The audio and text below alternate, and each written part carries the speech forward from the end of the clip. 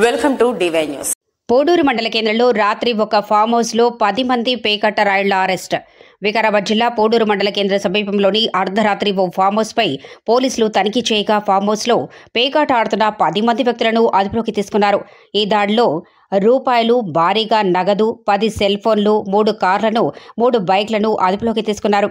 పేకాట ఆడుతున్న వారి వివరాలు: ఎండి అజీం, విక్రమ్, అహ్మద్, అబ్దుల్ బషీద్, నవాజ్ రెడ్డి, అన్వర్ ఖాన్, రాజు రెడ్డి, బోయిని రమేష్, ఎండి హకీంపేట్, అమీర్ అలీ, కె అమరేందర్ మొదలగు వారిపై కేసు నమోదు చేయడమైంది.